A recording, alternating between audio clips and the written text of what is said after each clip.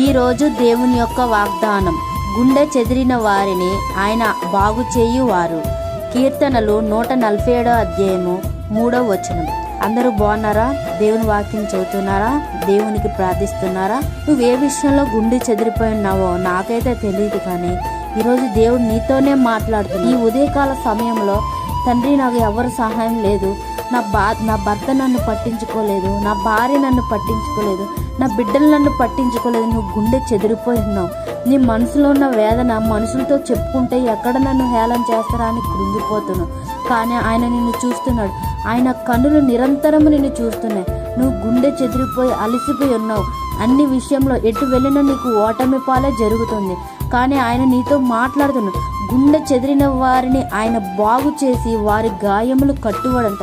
నీకు ఏ వ్యాధితో ఉన్నావో, ఏ బాధతో ఉన్నావో, మంచం మీద పడి ఉన్నావా, నేను మంచం మీద పడిన నన్ను ఎవరూ పట్టించుకోలేదు, నా అన్నవారిని నన్ను వెలివేసి నన్ను కృంగిపోతున్నావా, ఈ అప్పుల సమస్యలు నా కుటుంబం నన్ను విడిచిపెట్టి వెళ్ళిపోయింది అనుకుంటున్నావా, నేను ఎవరైతే నమ్మారో వాళ్ళ సహాయం నన్ను మోసం చేశాను అనుకుంటున్నావా.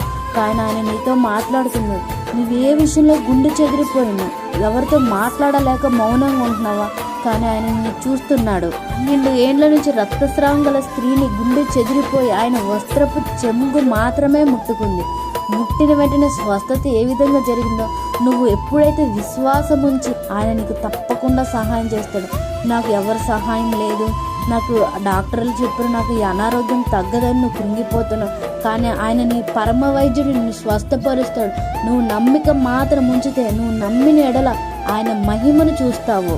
ఈ అప్పులు ఎప్పుడు తీరుతాయి, ఈ కోర్టు సమస్యలు ఎప్పుడు పోతాయి, జీవితాంతం నాకు ఈ శ్రమలు వెంటాడుతున్నాయని ఈరోజు నీ హృదయంలో ఒక ప్రశ్నతో ఉన్నావు. కానీ ఈరోజు దేవుడు నీతో సూటిగా మాట్లాడుతుంది. ఈ ప్రశ్నలన్నీ తొలగించే రోజు ఈరోజు. ఆయన మీద విశ్వాసం ఉంచితే నువ్వు ఏ విషయంలోనైనా, ఏ అనారోగ్యంలో ఉన్నా, ఏ కోర్టు సమస్యలైనా, నీ దగ్గర డబ్బుంటే అందరూ ప్రేమిస్తారు, నీ దగ్గర ఏమీ లేనప్పుడు అందరూ విడిచిపెట్టి వెళ్ళిపోతారు. కానీ ఆయన మాత్రం జీవితాంతం, మనుషులు విడిచిపెట్టినా ఆయన మాత్రం నిన్ను విడిచిపెట్టాడు. మనుషులు పై రూపాన్ని లక్ష్య పెడతారు, కానీ దేవుడు నీ హృదయాన్ని లక్ష్య పెడతాడు.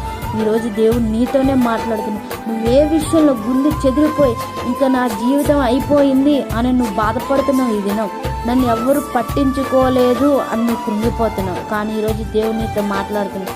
నువ్వు గుండె చెదిరిపోయి ఉన్నావు.